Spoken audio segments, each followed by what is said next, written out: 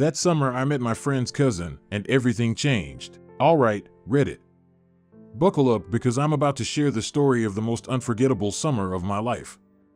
This wasn't just any summer, it was the summer when I first learned about the intensity of young love, the rush of flirtation, and the power of an unspoken connection. It all happened in 2001, right in the heat of a Los Angeles summer. Back then, I was 18, an average guy just trying to figure things out.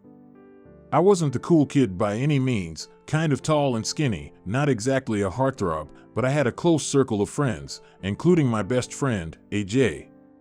He was the life of our group, always coming up with plans to make our days memorable.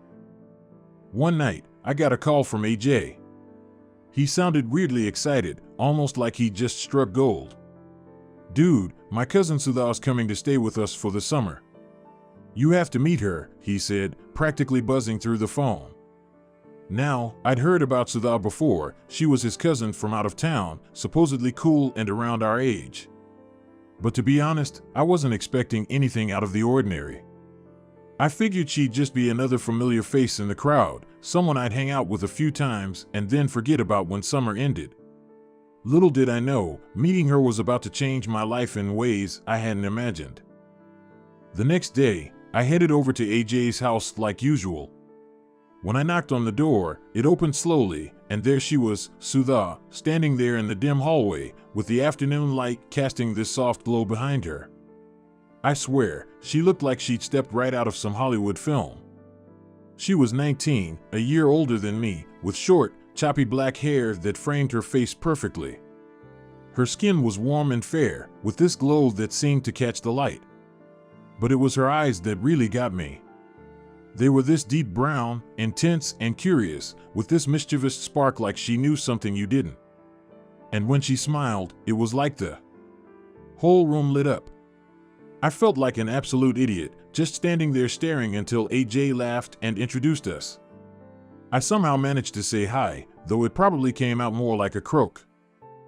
That afternoon, we all hung out in AJ's backyard, and to my surprise, Sudha fit right in. She was easygoing, smart, and had this witty sense of humor that kept everyone laughing. She could be sarcastic one moment, then throw out a deep thought that made you stop and think. I realized pretty quickly that she was different from anyone I'd ever met. There was this magnetic energy about her, a mix of confidence and mystery, and I felt myself drawn in. We spent hours talking and laughing, and every time she looked at me, it felt like a jolt of electricity. It was like I was seeing the world through a different lens, like everything was a bit brighter, a bit more exciting. As the days went by, our little crew, me, AJ, Sudha, and a few other friends, spent practically every day together. We'd explore the neighborhood on our bikes, looking for new places to hang out or grab food, or sometimes we'd just sit around on the porch, talking about life, dreams, and all the big questions that seemed to weigh heavy on us at that age. On a few occasions, we'd go around the neighborhood picking mangoes from trees. It was a random tradition, but for some reason, it became one of the highlights of our afternoons. Sudha and I would exchange these glances every now and then, little smiles that felt like they held secrets just between the two of us. I'd catch her looking at me, and she'd give me this half smile that felt like an invitation to something I couldn't quite name. One of those afternoons, as we were all hanging out by the mango trees, I suggested that AJ and I climb up to get the fruit while the girls held the bags below. It felt like a small, harmless gesture. After all, it was pretty hot, and I figured they'd appreciate not having to scramble up the branches. But Sudha gave me this playful look, tilting her head with a smirk. "Why should you guys get all the fun? Maybe we'll climb today," she challenged, crossing her arms with that same mischievous glint in her eyes. Her confidence completely threw me off, and everyone laughed as I stumbled over a response. But then, I realized that most of the girls, including Sudha, were in skirts. I knew they'd probably feel uncomfortable if they actually climbed up, but I didn't want to say anything that might embarrass them. I turned to AJ, hoping he'd step in, but he nudged me and whispered, "You tell her, man." "I'm not saying it." So, gathering up what little courage I had, I pulled Sudha aside, pretending like it was no big deal. "Hey, You might want to let us handle the climbing today, just so it's not, awkward, I said, trying to sound casual. She raised an eyebrow, catching on immediately. Her cheeks turned a bit pink, but she just nodded with a smile and told the other girls, yeah, maybe the guys should take the lead on this one. Later that day, as we were packing up, AJ came over, grinning like a Cheshire cat. So, what exactly did you say to her? She agreed way too easily, he asked, his voice dripping with curiosity. I shrugged, pretending it was no big deal, but inside, I felt this strange thrill. It was like I'd unlocked some invisible connection between us, a secret that only the two of us shared. From that moment on, our glances turned into something more. Every time she looked at me, her gaze lingered a little too long, her smile holding a spark of something electric. I couldn't explain it, but I was hooked. Completely. Then one day, Sudha showed up without AJ. Where's AJ? I asked, trying to sound casual, though my heart was hammering in my chest. She shrugged, giving me this tiny, almost knowing smile. He said he had stuff to do. So, it's just us today, she replied, and I felt a thrill run through me. The sun was setting, casting this warm, golden light over everything, and the whole world seemed to quiet down, leaving just the two of us in this bubble of anticipation. We ended up sitting together on AJ's front porch, talking about random things, laughing about dumb jokes, and sometimes just sitting in comfortable silence, letting the moment sink in.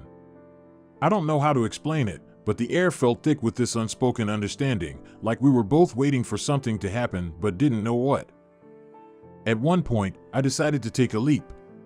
Can I ask you something, kind of weird? I ventured, trying to keep my voice steady. She laughed, looking intrigued. Go ahead. You've got me curious now, she replied, her eyes sparkling as she looked right at me. I blurted out a question that had been lingering in my mind, something silly and random, but something that felt like a chance to see how close we really were. To my surprise, she didn't just laugh it off. Instead, she gave me this thoughtful answer, explaining things in a way that made me feel like she was letting me in on a little secret. We ended up laughing until our sides hurt, and by the end of it, I realized that she wasn't just AJ's cousin anymore. She was someone I could talk to about anything, someone who understood me in a way that felt rare and precious. From that day on, our connection felt like a game we both played. Every time we were in a group, she'd give me these subtle, teasing glances, and I'd shoot them right back, daring her to look away. It was a silent dance, an unspoken language that only we understood. And then, one day, she leaned in close while we were talking, her face just inches from mine. Do you ever wonder what it would be like if things were different? She whispered, her voice soft and low, almost like a confession. I froze, my heart pounding as I tried to process what she just said. We both knew exactly what she meant, but neither of us dared to put it into words. As the days ticked by, the end of summer loomed closer, and I felt this growing sense of dread. On our last night together before she was set to leave, we found ourselves sitting alone on the front steps, watching the stars as the cool night air settled over LA. The world felt quiet, like it was holding its breath, and I wanted so badly to reach out, to say something that would make her stay. Instead, I just looked at her, memorizing every detail of her face, every little expression. I'm really going to miss this, I admitted, my voice barely above a whisper. She looked at me, her eyes soft and unreadable. Me too, she replied, a hint of sadness in her voice.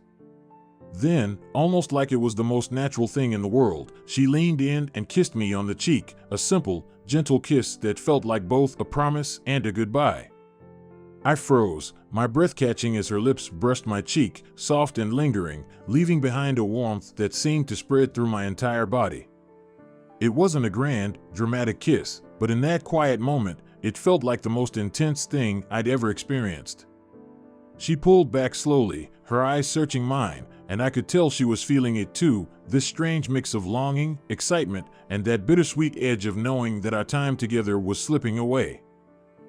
For a second, we just sat there in silence, the weight of everything unspoken hanging in the air between us. I wanted to say something, anything that would keep her close, keep this summer from ending, but no words felt right. So instead, I just looked at her, hoping she could see everything I wanted to say in my eyes. She smiled softly, almost sadly, and for a moment, it looked like she might say something too. But then she just looked away, glancing down at her hands. "I wish things could be different," she murmured, more to herself than to me. I felt a pang in my chest, knowing that after tomorrow, she'd be gone. And all those stolen glances, quiet laughs, and secret smiles would be just memories. I wanted to tell her that this summer had changed everything for me, that I'd never see things the same way again. But somehow, I knew that saying it out loud would make the goodbye even harder. So, I just nodded, trying to hold back the ache that was slowly settling in. We spent the rest of the night sitting there, side by side, talking softly under the stars.